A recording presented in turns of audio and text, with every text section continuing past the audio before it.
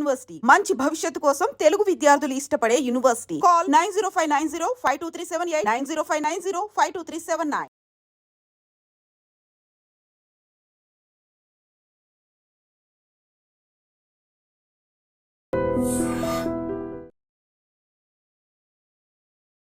Sir, Ganapati గారు ఇచ్చిన ఆలోచనతో రాకెట్ లాంచర్ ఎలా తయారు చేయాలని మీరు రీసెర్చ్ చేశారు.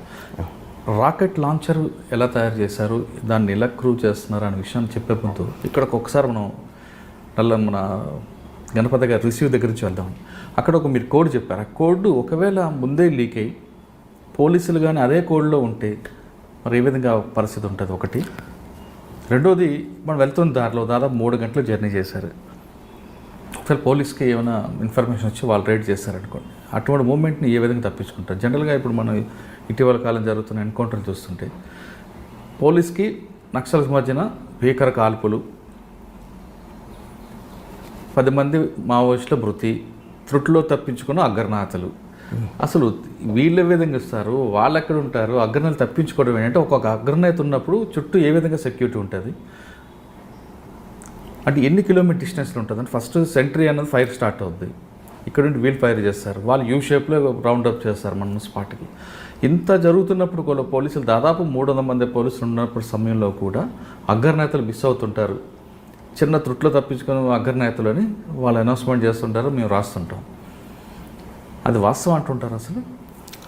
సార్, ఫస్ట్ క్వశ్చన్ చెప్పండి.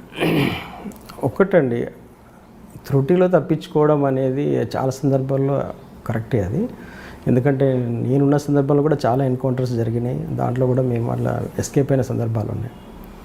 ప్రతి ఎన్కౌంటర్లో అగ్రనాయకుడు ఉంటాడని అయితే కన్ఫామ్గా చెప్పలేమండి. ఎందుకంటే అగ్రనాయకులు ఎప్పుడు కూడా చాలా ఇంటీరియర్ ప్లేస్లో, సేఫ్ ప్లేస్లోనే ఉంటారు. వాళ్ళు దళాలు, ప్లాటన్స్ ఇవి మాత్రమే కొద్దిగా ఎడ్జ్ పాయింట్కి వచ్చేసి వెళ్ళడం పోవడం అనేది జరుగుతుంది. అంటే ఇప్పుడు ఎగ్జాంపుల్ అండి, ఒక ప్లేట్లో ఒక ఏ అనే ప్లేస్లో అగ్రనాయకు ఉన్నారు, ఆయనకి సరౌండింగ్లో ఎన్ని ఉంటాయి, ప్లాటన్స్ ఉంటాయి, ఎంత దూరంలో? అట్లా మనము అట్లా విడిగా అంటూ ఏముండరండి. మామూలుగా ఇప్పుడు మేము నల్లమల్ల ఉన్న, ఇది అందరికీ తెలిసిన విషయమే, బహిరంగ ఇప్పుడు సరెండర్ అయిన ప్రతి వాళ్ళు ఇవన్నీ రిపోర్ట్స్ ఇంటెలిజెన్స్ దగ్గర ఉంటాయి. ఇవన్నీ కొత్తగా నేను ఇప్పుడు చెప్పాల్సింది ఏం లేదు. కాకపోతే ఒక విషయం ఏంటంటే, అగ్రనాయకుడు అనేటప్పుడు అతను కూడా ఏంటంటే మాలాగా అన్నిటికీ సిద్ధపడే ఉంటాడు. ఏదో క్షణంలో చనిపోతామన్న ఆలోచన ప్రతి వాళ్ళకు ఉంటుంది అక్కడ. కాకపోతే ప్రతి నిత్యము దాన్నే మైండ్లో పెట్టుకొని ఉండరు. ఎస్కేప్ కావడానికి ఏం అవకాశాలు ఉన్నాయో చూసి అది వాళ్ళకు ఫస్ట్ ప్రయారిటీ వాళ్ళకి ఇస్తాం మేము. ఎస్కేప్ కావడానికి అంటే నాయకత్వాన్ని సేవ్ చేయడం ఫస్ట్ ప్రతి క్యాడర్లో కూడా అదే మేము చెప్పడం జరుగుతుంది అన్నట్టు. ప్రతి క్యాడర్ కూడా ఫస్ట్ ప్రయారిటీ లీడర్షిప్ను ఎస్కేప్ చేయాలి. అట్లా అనుకున్నప్పుడు ఏంటంటే వాళ్ళకు మంచి ఎస్కేప్ ఉన్న పాయింట్లోనే వాళ్ళకు డెన్ కానీ ఇవి కానీ అరేంజ్ చేయడము, వాళ్ళకు సెక్యూరిటీ ఏర్పాటు చేయడం అట్లా ఉంటుంది తప్ప ఇక్కడ వేరే సపరేట్గా అంటూ ఏముండదు. ఇంకొకటి లీడర్షిప్ కూడా ఏంటంటే అట్లా వాళ్ళకు సపరేట్గా డెన్స్, తర్వాత వీళ్ళకి సపరేట్ డెన్స్ అట్లా ఉండవు. వాళ్ళకు ప్రైవసీ అవసరం ఉంటుంది కొన్ని సందర్భాలు. ఎందుకంటే వాళ్ళకు కొన్ని రైటింగ్స్ కానీ లేకపోతే కొన్ని డిస్కషన్ చేసుకోవడానికి కానీ మీటింగ్స్ కానీ ఉన్నప్పుడు అట్లా సపరేట్గా ఉంటుంది. కానీ చుట్టూ కొంత డిస్టెన్స్ మెయింటైన్ చేస్తారు. ఒక్కొక్క ప్రాంతంలో ఒక్కొక్క తీరుగు ఉంటుంది.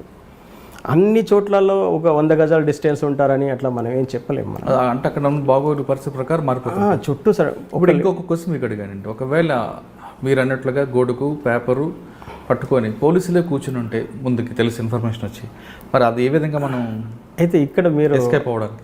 అక్కడ వాళ్ళు పట్టుకొని రారండి, ఫస్ట్ మేము పట్టుకునే ఉంటాము. మమ్మల్ని వాళ్ళు అబ్జర్వ్ చేసిన తర్వాతనే వాళ్ళు ఓకే అనుకుంటే హయ్యర్ లీడర్షిప్ ఎప్పుడు కూడా రోడ్ల మీద మాలకు పట్టుకొని తిరగారు అన్నట్టు. మామూలుగా వాళ్ళ కోసం వచ్చిన వాళ్ళే ఆడ నిలబడతారు. వీళ్ళు జస్ట్ అట్లా అబ్జర్వ్ చేసుకుంటూ వెళ్తారు. ఇతను మనోడే అనుకున్నప్పుడు వాళ్ళ కోడ్ తీసుకొని వచ్చి కలుస్తారు. అంతేగాని మేము అబ్జర్వ్ చేయడం ఉండదు. ఫస్ట్ అట్లా ఓపెన్గా రారు వాళ్ళు. మీరు గెటప్లో ఉన్నారు, అదే విషయం పోలీస్కి లీక్ అయ్యి వాళ్ళకి మీకు 1 కిలోమీటర్ దూరంలో మీకైనా ముందే వాళ్ళ మాట వేస్తే అది మనం మనవాడా కాదా అనేది వాళ్ళకి ఎలా తెలుస్తుంది? సరే, ఇక్కడ ఒకటి, మేము నిరంతరము ప్రజల మధ్య ఉండేటోళ్ళం కాబట్టి పోలీస్ దళాలు ఎటువైపు తిరుగుతున్నాయి, వాళ్ళ మూమెంట్ ఎటు ఉంది, ఇవన్నీ చూసుకొనే మేము అపాయింట్మెంట్స్ ఫిక్స్ చేస్తాం. గుడ్డిగా ఏదో అన్ని చోట్ల చెయ్యం. అది ఈ ఏరియాలో పోలీసులు రారు అనుకున్నప్పుడు అక్కడ చేస్తారు. అట్లా ఉంటుంది. రెగ్యులర్గా మూమెంట్ ఉండే దగ్గర ప్రజల movement మద్దతు ఉంది చేయరు. కాబట్టి మీకు అంతే. అసలు లేకపోతే ఇన్ని రోజులు అసలు ఎట్లా వాళ్ళు ఎస్కేప్లో ఉంటారు, కష్టం అని. పోలీసులు తిరిగే రూట్స్ ఎవ్రీ మినిట్ ఇన్ఫర్మేషన్ ఏదో రకంగా వస్తూనే ఉంటుంది.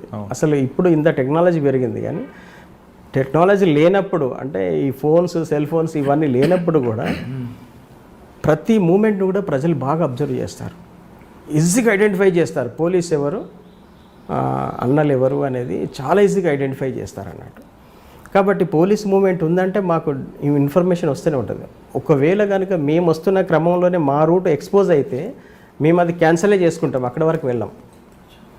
మేము బయలుదేరి ఇప్పుడు ఒకవేళ ఇట్లాంటి ముఖ్యమైన నాయకత్వం వస్తుంది అని అనుకున్నప్పుడు మేము ఎక్స్పోజ్ అయినామనే విషయం కొంచెం కూడా మాకు ఇన్ఫర్మేషన్ ఉన్నా కూడా ఆ రూట్ను మేము ఇక దాన్ని టచ్ కూడా చేయం. ఎందుకంటే వచ్చిన వాళ్ళు చూసుకొని వెళ్ళిపోతారు తప్ప.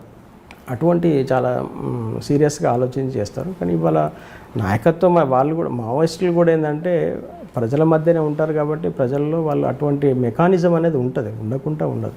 సరే, ఇప్పుడు మీరు గణపతి గారు చెప్పినట్లుగా మీరు రాకెట్ లాంచర్ రూపకల్పనకి రంగం సిద్ధం చేశారు అంటే అక్కడే చేశారా? లేదు, నాకు గణపతి గారు టాస్క్ ఇచ్చిన తర్వాతనే దాని గురించి ఆలోచించడం అనేది జరిగిందంటే ఆయనే ఇన్స్పిరేషను. చాలా విషయాల్ని కూడా నాతోని షేర్ చేయడం జరిగింది. ఒకవేళ మేము అప్పుడు గణపతి గారిని చాలా గొప్ప నాయకుడిగా మేము ఆరాధించేవాళ్ళం. వాస్తవానికి ఏంటంటే ఆ రోజు మాకున్నటువంటి గొప్ప నాయకుడు అంటే ఆయనే, కాబట్టి మేము అట్లా ఆరాధించే కూడా ఆయన ఉంటున్నారు కదా. అంటే ఇప్పుడు నాయకత్వం చేంజ్ అయింది, కానీ ఇప్పటికే ఆయన పేరు అయితే చిరస్థాయిగా ఉండిపోయింది. ఒకసారి ఆయన కూడా చాలా, అంటే ఒకటి మనం ఉద్యమంలో ఉన్నప్పుడు ఆ ఫీలింగ్ ఏముందో అనేది నేను మీకు చెప్తున్నాను. ఇప్పుడు ఏంటనేది కాదు, కానీ ఆ రోజు మా అభిప్రాయం ఏందనేది మేము చెప్తాం. ఆ రోజు మేము నాయకుడు అంటే అంత గౌరవంగా చూసేవాళ్ళం. ఎప్పుడు కూడా నాయకత్వం గురించి మేము చెడుగా ఆలోచించడం కానీ అట్లా కానీ ఉండేది కాదు వాళ్ళను. ఎందుకంటే మాకంటే ముందు నుంచి వాళ్ళు సాక్రిఫై చేయడానికి వచ్చారు, అనేక కష్టాలు నష్టాలు పడ్డారు కాబట్టి ఆ గౌరవం మేము ఇచ్చేవాళ్ళం. అట్లా గణపతి గారు అంటే నాకు చాలా గౌరవం ఉండేది. ఆయన ఇచ్చినటువంటి టాస్క్ను నేను, అది నా ముఖ్యమైన టాస్క్లలో దాన్ని నేను చేర్చుకున్నాను. అప్పుడు దాకా నేను ఏంటంటే AK-47 తయారు చేయాలనేది చాలా సీరియస్గా ఉండేది, నా కోరిక, బలమైన కోరిక ఉండేది. అసలు ఆటో వెపన్ తయారు చేయాలి, అసలు అదే నాకు కంపల్సరీ. నేను డెఫినెట్లీ పార్టీలో ఉంటుంటే దాన్ని ఏదో ఒకటి చేసేవాడినేమో, కానీ ఆ కోరిక బలంగా ఉండేది. గణపతి గారు ఎప్పుడైతే వచ్చి ఆర్టిలరీ వెపన్స్ మనకు చాలా ఇంపార్టెంట్, అది దాన్ని మీరు దాని మీద ఫోకస్ పెట్టండి అని చెప్పి ఆయన చెప్పిన తర్వాత నేను AK-47 లాంటి వెపన్స్ తయారు చేయడం ఆలోచన పక్కకు పెట్టేసి ఆర్టిలరీ వెపన్స్ మీద నా మైండ్ని ఫోకస్ చేయడం జరిగింది. అప్పుడు ఆర్టిలరీ వెపన్స్ ఏమున్నాయని చెప్పేసి నేను సెర్చ్ చేస్తున్న క్రమంలో చెన్నైకి నేను ఒక పని మీద వెళ్ళినప్పుడు ఈ ఆర్టిలరీ వెపన్స్ సంబంధించిన ఇన్ఫర్మేషన్ కోసము ప్రయత్నం చేద్దాం, ఏమైనా బుక్స్ ఏమైనా దొరుకుతాయేమని చెప్పేసి అట్లా సెర్చ్ చేయడం జరిగింది. ఒక బుక్ స్టాల్, చాలా పెద్ద బుక్ స్టాల్, అది పేరు కూడా నాకు సరిగ్గా గుర్తులేదు, కానీ అక్కడ వెళ్ళేసి నేను సెర్చ్ చేస్తున్న క్రమంలో వెపన్స్కి సంబంధించి చాలా బుక్స్ దాంట్లో ఉన్నాయండి, చాలా బుక్స్ ఉన్నాయి దాంట్లో. అట్లా కొన్ని బుక్స్ను నేను అక్కడి నుంచి పర్చేజ్ చేసి దాదాపు ఒక 10,000 రూపాయల బుక్స్ను పర్చేజ్ చేసి తీసుకొచ్చాను. దాంట్లో రకరకాల వెపన్స్ అన్నట్టు, ఇమేజెస్తో పాటు చాలా రకాల వెపన్స్ బుక్స్ ఉన్నాయి. దాంట్లో మన ఇండియా ఆర్మీ యూజ్ చేసే వెపన్స్తో పాటు ప్రపంచంలో ఉండేటువంటి, అంటే సామ్రాజ్యవాద దేశాలలో వాడుతున్నటువంటి వెపన్స్ సంబంధించి చాలా ఇన్ఫర్మేషన్ ఆ బుక్ స్టాల్లో ఉంది అన్నట్టు. అట్లా కొన్ని బుక్స్ను నేను అక్కడి నుంచి సేకరించి తీసుకొని రావడం జరిగింది. అది వచ్చిన తర్వాత ఏ దేశము ఆర్టిలరీ వెపన్స్ని ఎట్లా తయారు చేస్తుంది, అసలు ఆ ఇమేజెస్ని చూసి నేను దాని గురించి ఎక్కువగా ఆలోచించడం అనేది జరిగింది. అట్లా రష్యాకు సంబంధించినటువంటి రాకెట్ లాంచర్ ఒకటి, తర్వాత బ్రిటన్కి సంబంధించిన రాకెట్ లాంచర్, ఇప్పుడు మన ఇండియన్ ఆర్మీ యూజ్ చేస్తున్నటువంటి రాకెట్ లాంచర్స్, ఈ రెండింటిని మేము కొద్దిగా బాగా నేను స్టడీ చేయడం జరిగింది. దాంట్లో ఆ బుక్స్లో ఏంటంటే ప్రతి పార్ట్ను కూడా వాళ్ళు ఇమేజెస్ వేశారు అన్నట్టు.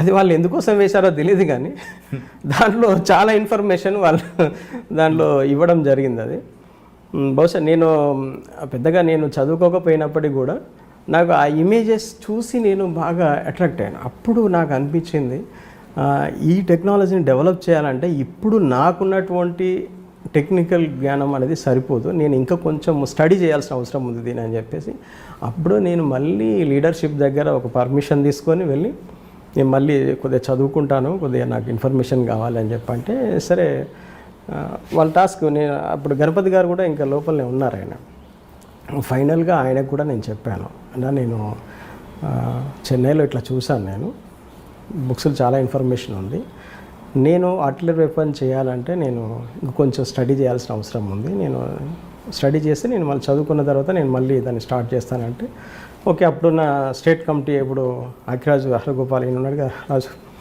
ఆర్కే గారు, ఆయనే ఓకే, సుధాకర్ రెడ్డి వీళ్ళందరూ కూడా ఓకే చెప్పారు. చెప్పేస్తే అప్పుడు నేను చెన్నైకి వెళ్ళేసి ఒక 6 months నేను చెన్నైలోనే ఉన్నాను.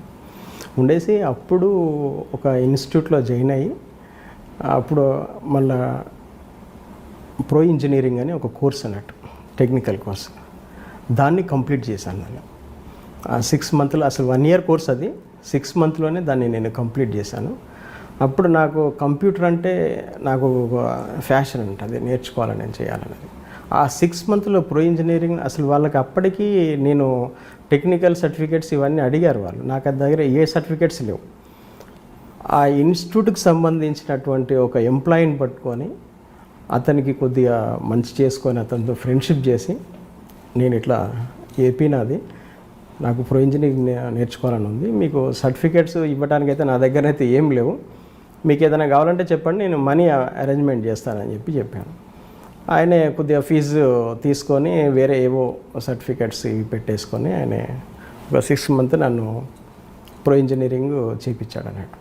కంప్లీట్ అయిపోయింది అది. కంప్లీట్ ఆ ప్రో ఇంజనీరింగ్లో ఉన్న అడ్వాంటేజ్ ఏంటంటే ఒక వెపన్ను ఏదన్నా ఒక వస్తువును, ఒక టూల్ను మనము దాంట్లో కంప్లీట్గా ప్రో ఇంజనీరింగ్ని డిజైన్ చేసి అందులోనే దాని యొక్క స్ట్రెంగ్త్ను కూడా మనం టెస్ట్ చేయొచ్చు అన్నట్టు. అది ప్రో ఇంజనీరింగ్లో ఉంది. అది నేను కంప్లీట్ చేసిన తర్వాత అప్పుడు నాకు చాలా ఈజీ అయిపోయింది అన్నట్టు. అప్పుడు నేను ఈ ఇమేజెస్ను చూసి ఈ బ్రిటన్కి సంబంధించిన రాకెట్ లాంచరు, రష్యాకి సంబంధించిన రాకెట్ లాంచరు, ఈ రెండింటిని చూసి అప్పుడు ఒక ఫిగర్ అంటే ఒక అంచనాకు రావడం జరిగింది. ఈ క్రమంలో ఏమైందంటే ఇక్కడ ఇది ప్రో ఇంజనీరింగ్ ఇదంతా నేర్చుకున్నాను, డిజైనింగ్ వర్క్ ఇదంతా నడుస్తుంది. ఈ క్రమంలో మా పార్టీలో ఏంటంటే ఒరిస్సా ఏరియాలో రాకెట్ లాంచర్ను టెస్ట్ చేయాలి, అక్కడ ఒక టీం పనిచేస్తుంది, ఒకసారి వాళ్ళతో ఇంటరాక్ట్ అవ్వమని చెప్పేసి సెంట్రల్ కమిటీ నుంచి ఒక వర్తమానం వచ్చింది అన్నట్టు. సరే నేను అక్కడికి వెళ్ళాను, నేను ఒరిస్సాకి వెళ్ళాను. ఒరిస్సాకి వెళ్తే ఒరిస్సాలో ఒక టీం ఆల్రెడీ వాళ్ళు ఒక ప్రయత్నం అని చేస్తున్నారు. ఆయన చేసే అతను మా గురువు గారు అన్నట్టు. అందు వెపన్స్ మేము జబల్పూర్లో పనిచేసినప్పుడు నా గురువే ఆయన అక్కడ దాని గురించి పనిచేస్తున్నాడు. ఆయన పనిచేస్తూ ఒక ప్రయత్నం అనేది వాళ్ళు అప్పటి నుంచే ప్రయత్నంలో ఉన్నారు, కాకపోతే అవి సక్సెస్ కాలేదన్నట్టు. తర్వాత నేను ఆల్రెడీ దాని మీద అప్పటికే నేను కొంత వర్క్ చేసి ఉన్నాను కాబట్టి ఆడికి వెళ్ళేసి నాకున్నటువంటి నాలెడ్జ్ని అక్కడ కొద్దిగా ఇంప్లిమెంటేషన్ చేసి అక్కడ ఒక టెస్ట్ చేస్తే అది ఎక్సలెంట్గా ఫ్లయింగ్ అయితే చేయగలిగాం. అది అందులో ప్రొపెలెంట్ ఇవన్నీ నింపేసి. ఎక్కడ చేశారంటే ఒరిస్సాలో అది మల్కనగిరి డిస్టిక్లో చేసాం. మల్కనగిరి డిస్టిక్లో ఫస్ట్ టెస్ట్ చేసాం. అక్కడ టెస్ట్ చేసిన తర్వాత దానికి కూడా వెపన్స్ ఇవన్నీ కూడా మ్యానుఫ్యాక్చరింగ్ నేను బయటనే చేసుకొని వెళ్ళాను అన్నట్టు. అంటే దానికి కావాల్సిన పైప్స్ ఇవన్నీ కూడా బయటనే తయారు చేసుకొని వెళ్ళేసి అక్కడ టెస్ట్ చేసాం. ఈ టెస్ట్ చేసిన తర్వాత అది కొంచెం ఎక్స్పోజ్ అయింది. అక్కడ ఎక్స్పోజ్ అయిన తర్వాత అప్పుడు పెట్రోలింగ్ టీమ్స్ స్టార్ట్ అయినాయి అన్నట్టు. ఎక్స్పోజ్ అయిందని ఏవో టెస్టులు చేస్తున్నారు ఇక్కడ అని చెప్పేసి మేము అక్కడి నుంచి కొద్దిగా బయటికి వెళ్ళాము. పోలీస్ టీం అంతా వచ్చేసి ఆ ఏరియా అంతా సెర్చ్ చేశారు. అయితే అక్కడ ఒక పెద్ద ఎన్కౌంటర్ జరగాల్సింది, ఆ ఎస్కేప్ అయి మేము బయటకు వచ్చేసాం. అది మీ మల్కన్గిరిలో తప్పించుకున్నాను. తర్వాత మళ్ళీ రెండోసారి మళ్ళీ నేను ఒక 1 నెల రోజుల తర్వాత అక్కడ టెస్ట్ చేశాం కదా, మళ్ళీ నేను బయటకు వచ్చేసాను అన్నట్టు. బయటికి వచ్చేసి ఆ టెస్ట్లు వాళ్ళకి ఏంటంటే అక్కడ ఉన్నటువంటి దేశీయ పరిజ్ఞానం అంటాం కదా మనము, లోకల్ టెక్నాలజీతోనే వాళ్ళు అది ఉపయోగించి చేయడం జరిగింది.